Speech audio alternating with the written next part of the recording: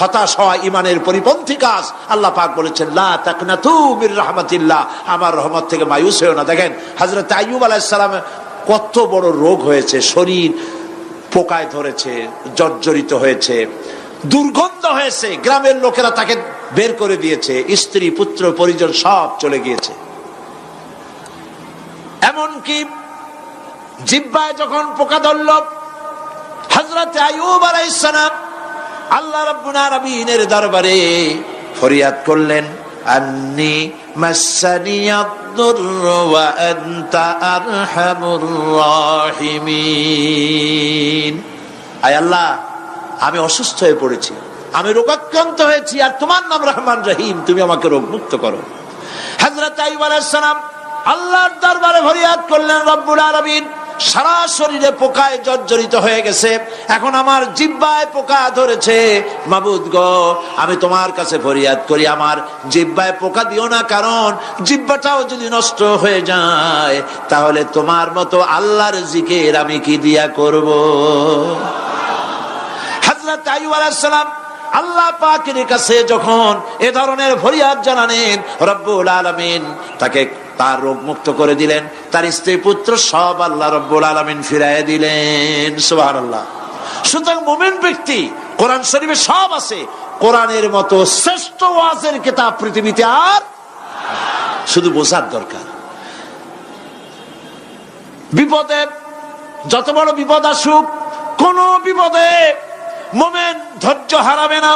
হযরত ইয়াকুব আলাইহিস সালামের ছেলে ইউসুফ আলাইহিস সালামকে যখন তিনি হারায় ফেললেন, তিনি অধৈর্য হয়ে গেছিলেন নাকি? অধৈর্য হন নাই। কারণ আমি আমার বক্তৃতার সূচনায় বলেছি, আমরা কল্যাণ বুঝি না, অকল্যাণও বুঝি না। কোন বিপদ আসতে পরে আমরা হয়রান হয়ে যাই, কিন্তু বিপদের মধ্যে কল্যাণ আছে আমরা তা বুঝতে পারি না। কথা বুঝে আসছে? হযরত ইউসুফ আলাইহিস সালামকে কুয়ার ভিতরে ফেলে দেওয়া হলো। 11 ভাই মনে করেছে কুয়ার ভিতরে ফেলে দিয়া ইউসুফ আলাইহিস সালামকে মেরে ফেললাম, কিন্তু তারা বোঝে নাই আসল কামটা কি হয়েছে। এটা তো কুয়া নয়, এটা একটা টানেল, এটা একটা সুড়ঙ্গ। একদিকে কেনান হলো তার এক মুখ, ওই সুড়ঙ্গের এক মুখ হলো কেনানের। কেনান ইউসুফ আলাইহিস সালামকে ফেলে দেওয়া হলো কুয়ার ভিতরে মারার জন্যে, কিন্তু আল্লাহ পাকের ইচ্ছা ইউসুফ আলাইহিস সালাম মরবে না।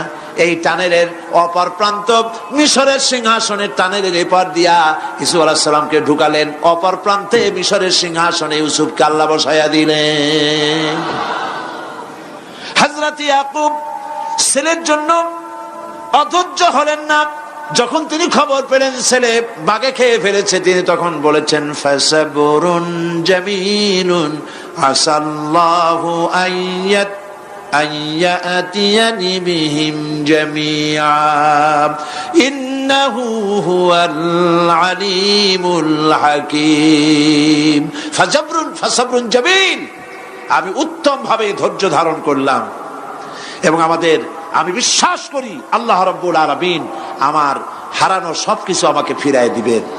বহু বছর পর যখন হযরত ইউসুফ আলাইহিস সালাম প্রেসিডেন্ট হয়েছেন মিশরের, 11 ভাই গেল সেখানে সাহায্য আনার জন্য।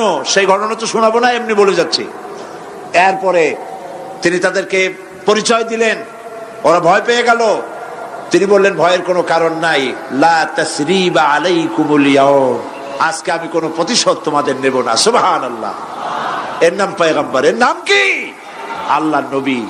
আমি আজকে কোনো প্রতিশোধ তোমাদের নেব না, তোমরা যাও। পিতার অবস্থা তিনি জানলেন, কাঁদতে কাঁদতে পিতার চোখ দুটো নষ্ট হয়ে গেছে। ইয়াকুব আলাইহিস সালাম, হযরত ইউসুফ আলাইহিস সালাম বললেন, যাও। নিজের জামাটা খুললেন, গায়ের জামা খুলে বললেন, ভাইরা আমার এই জামা নিয়ে যাও, আর আমার আব্বার চোখের উপরে এই জামাটা রেখে দিও।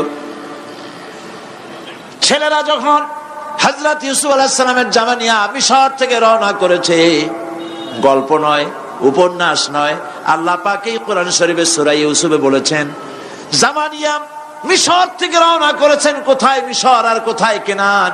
কেনানে বসে হযরত ইয়াকুব আলাইহিস সালাম বলছেন, তোমরা যদি আমাকে মতিভ্রম পাগল যদি মনে না করো, তাহলে একটা কথা বলি, আমার নাকে এখন আমি ইউসুফের গন্ধ পেতেছি। সুবহানাল্লাহ। তোমরা যদি আমাকে মতিভ্রম না করো তাহলে আমি বলি আমি কিন্তু ইউসুফের গন্ধ পেতেছি। সুবহানাল্লাহ। হযরত ইউসুফ আলাইহিস সালামের জামা এনে ভাইরা যখন হযরত ইউসুফের চোখের উপরে রেখে দিলেন, হযরত ইয়াকুবের দুটো চোখ সাথে সাথে আল্লাহ ভালো করে দিলেন। ফাসবরুন জামিল, ধৈর্য ধরো। ঈমানদার ব্যক্তি আশার উপরে তার জীবন বাঁচে, কারণ যত বড় বিপদ আসুক না কেন আশ্রয় পাওয়ার একটা জায়গা আছে, তার নাম হলো আল্লাহ। নাম কি? বলেন আল্লাহ। সবাই বলেন আল্লাহ আল্লাহ আল্লাহ আল্লাহ। হযরত ইউনূস আলাইহিস সালাম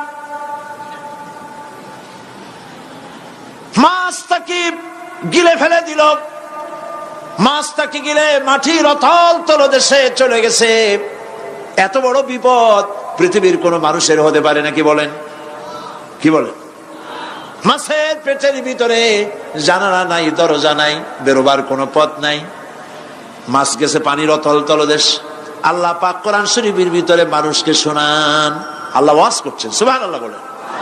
আল্লাহ পৃথিবীর মানুষকে ওয়াজ করছেন, দুনিয়ার মানুষকে শোনান। আমার ইউনূস তো ধৈর্য হারা হয় নাই। ওয়াযান্নুন ইয যাহাবা মুগাদিবান ফাযান্না আন লান নাকদিরা আলাইহি ফানাদা ফিয-যুলুমাতি আন লা ইলাহা ইল্লা আনতা সুবহানাকা ইন্নী কুনতু মিনাজ জালিমিন। ফানাদা ফিয-যুলুমাত, জমায়ে কাসির, ত্রিবিধ অন্ধকারের ভেতর থেকে হযরত ইউনূস আলাইহিস সালাম চিৎকার মারলেন। মাছের পেটের অন্ধকার, পানির অন্ধকার, রাতের অন্ধকার, ত্রিবিধ অন্ধকারের ভেতর দিয়ে মাছের পেটের মধ্য দিয়ে ইউনূস আলাইহিস সালাম চিৎকার মারলেন। অধৈর্য হন নাই, হার্ট ফেল করেন নাই। তিনি বলছেন, পড়েন আমার সাথে, লা ইলাহা ইল্লা আনতা সুবহানাকা ইন্নী কুনতু মিনাজ জালিমিন। তুমি ছাড়া কোনো ইলাহ নাই, কোনো পোষ্য নাই, মাবুদ নাই। তোমার পবিত্রতা ঘোষণা করছি, আমি জালিমদের অন্তর্ভুক্ত হয়ে গেছি। ইউনূস আলাইহিস সালাম যখন কাঁদতেছিলেন, আল্লাহ রাব্বুল আলামিন সেই কান্না শুনেছিলেন কিনা? বলেন, শুনছিলেন কিনা? শুনতে পেয়েছিলেন কিনা? পানির ভিতরে কেউ শোনে নাই, মাছের পেটের ভিতরে ইউনূস আলাইহিস সালাম কিভাবে চিৎকার করছেন, মাছের পেটের ভিতরের আওয়াজ পানির ভিতরে কেউ শোনে নাই, জমিনের কেউ শোনে নাই, অন্তরিক্ষে কেউ শোনে নাই, সাত আকাশের ভিতরে কেউ শোনে নাই, কিন্তু আরশে আজিমের মালিক আল্লাহ রব্বুল আলামিন শুনতে পেয়েছেন। সঙ্গে সঙ্গে রব্বুল আলামিন জবাব দিলেন, ফাস্তাজাবনা লাহু ওয়া নাজ্জাইনাহু মিনাল গাম্মি ওয়া কাযালিকা নুজিল মুমিনিন। পড়েন, ফাস্তাজাবনা লাহু ওয়া নাজ্জাইনাহু মিনাল গাম্মি ওয়া কাযালিকা নুজিল মুমিনিন। আমি ইউনূসের ডাকের জবাব দিলাম। কে বলতেছেন? বড় করে বলেন, কে বলছেন? আল্লাহ। সুবহানাল্লাহ। আপনারা কি ভয় পাইছেন? ভয় পেয়েছো মুসলমান? আল্লাহ রাব্বুল আলামিন বলেন, আমি আমার ইউনূসের ডাকের জবাব দিলাম। শুধু জবাব দেই নাই, আমি ইউনূসকে তার মাছের পেটের ভিতর থেকে বাঁচায় দিলাম। মাছের পেটের মধ্যে বেদনা শুরু হয়ে গেল, এমন বেদনা হয়েছে মাছ এখন বমি না করে পারে না। কথা বুঝতে পেরেছে? মাছ এখন বমি না করে পারে না। পানির উপরে মাছ ভেসে উঠল। আল্লাহ কোরআন শরীফের ভিতরে বলছেন, মাছ সাতরায়া কিনারায় চলে গেল, ইউনূস আলাইহিস সালামকে বমি করে ফেলে দিল। ইউনূস আলাইহিস সালাম বেঁচে গেলেন। আল্লাহ পাক বলেন, শুধু ইউনূসকে বাঁচাইলাম না, বরং আমি সকলের জন্য আশার বাণী শোনাই। শোনো মুমিনেরা, ওয়া কাযালিকা নুজিল মুমিনিন। মুমিন বান্দা যারা যত বড় বিপদ আসুক আমারে ডাকো, আমি বিপদ দিয়ে বাঁচাই দেব। সুবহানাল্লাহ, বিপদ থেকে আমি বাঁচাই দেব। আল্লাহ পাক বলেছেন ফাইন্না মাআল উসরি ইউসরান, ইন্না মাআল উসরি ইউসরা। জেনে রাখো, দুঃখ এবং কষ্টের পরে রয়েছে সুযোগ সুবিধা, আর অসচ্ছলতার সাথে রয়েছে উদার সচ্ছলতা। যত বড় বিপদ আসছে এই বিপদের পরেই আল্লাহ পাক তার গোলামদের উপরে রহমত নাজিল করবেন ইনশাআল্লাহ। সুতরাং ঈমানদার লোকেরা, তাদেরকে আল্লাহ পাক বলছেন কোনো ভয় নাই, কোনো চিন্তা নাই, যত বড় বিপদে পড়ো আমারে ডাকো, আমি ডাকের সাড়া দিয়ে দেব। সবাই আল্লাহরে ডাকেন, সুবহানাল্লাহ ওয়ালহামদুলিল্লাহ লা ইলাহা ইল্লাল্লাহ। জোরে পড়েন সুবহানাল্লাহ ওয়ালহামদুলিল্লাহ লা ইলাহা ইল্লাল্লাহ, সুবহানাল্লাহ ওয়ালহামদুলিল্লাহ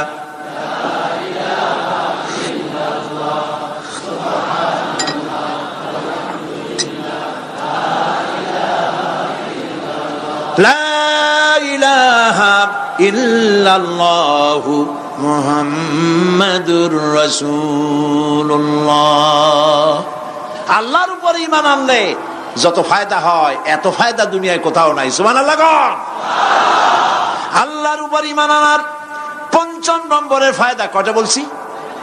5টা বলছি। আপনাদের অসুবিধা হচ্ছে নাকি? তাড়াতাড়ি শেষ করতেছি। 6টা বলবো, 6টা বলবো। এ হলো ৫ম নম্বর। তারপর আমরা দোয়া করব। দোয়ার দরকার আছে কিনা এই সময়? ৫ম নম্বরে আল্লাহর উপরে ঈমান আনলে পরে আরেকটি বড় ফায়দা, সেটা হলো কঠিন এবং কঠোর বিপদে আল্লাহ পাক তার মধ্যে অবিচলতার এবং ধৈর্য ধরার তৌফিক দিয়ে দেন। সুবহানাল্লাহ। যত বড় বিপদ আসুক সেই বিপদে মুসিবতে আল্লাহ পাক মুমিনদেরকে আল্লাহর উপরে নির্ভরতা শিখায় দেন। সুবহানাল্লাহ। কারণ মুমিনদের জানা আছে যে ঈমানদারদের বিপদ নতুন কিছু নয়, একেবারে আদম আলাইহিস সালাম থেকে শুরু হয়ে আসছে। ঠিক কিনা? আদম আলাইহিস সালামের বিপদ হয় নাই? আদম আলাইহিস সালামের বিপদ কি? শয়তান। তার বিপদ কি? শয়তান ছিল বিপদ। প্রত্যেক নবীর সময় মানুষের নবীদের কষ্ট দিছে, দেয় নাই? বিশ্বকবি ইকবাল বলেছেন, সতীজা কা রহা হ্যায় अज़ल से तायम रोज, सतीजा का रहा है अज़ल से तायम रोज, चरागे मुस्तफा भी से शरारे बुलहबीस। আবহমান কাল থেকে শুরু করে মুহাম্মদ সাল্লাল্লাহু আলাইহি ওয়াসাল্লামের চারাগকে, নূরকে, ঈমানকে, ইসলামকে নিভায় দেওয়ার জন্য আবু জাহেলের গোষ্ঠীরা চিরকাল চেষ্টা করেছে। সব চেষ্টা কর্পূরের মতো উড়ে গেছে, মুহাম্মদ সাল্লাল্লাহু আলাইহি ওয়াসাল্লামের চারাগ টিম টিম করে জ্বলতে রয়েছে। আল্লাহ পাক বলছেন, ইউরিদুনা লিইউতফিউ নূরাল্লাহি বিআফওয়াহিহিম ওয়াল্লাহু মুতিম্মু নূরিহি ওয়ালাউ কারিহাল কাফিরুন। ওরা চায় মুখের ফু দিয়া, কারা? কাফেরেরা। ইসলাম সহ্য করতে পারে না যারা, ওরা চায় মুখের ফু দিয়া আমার আলোটাকে নির্বাপিত করে দেবে। আল্লাহ পাক বলেন, ওয়াল্লাহু মুতিম্মু নূরি, আমি আমার নূরকে পূর্ণতা দান করব, তাতে কাফির বেঈমানদের মনের ভিতরে যত জ্বালা হোক, যন্ত্রণা হোক, ওদের কলজা যত পুড়ুক, ইসলাম তার বিজয় পতাকা নিয়ে উঠবে, কেউ ঠেকাতে পারবে না। আল্লাহ রাব্বুল আলামিন, আল্লাহ পাক বলছেন, ওয়াকাযালিকা জাআলনা লিকুল্লি নাবিয়্যিন আদুওয়াম মিনাল মুজরিমিন। আর এমনি করে আমি সকল নবীর শত্রু বানিয়েছি সব পাপিষ্ঠ অপরাধ প্রবণ লোকদের। আল্লাহ রাব্বুল আলামিন বলছেন ওয়া কাযালিকা জাআলনা লিকুল্লি নাবিয়্যিন আদুওয়াম মিনাল মুজরিমিন। সব পাপীরা, পাপিষ্ঠরা আমার দ্বীনের দাওয়াত যারা দেয় তাদেরকে জীবনের দুশমন মনে করে। কেন?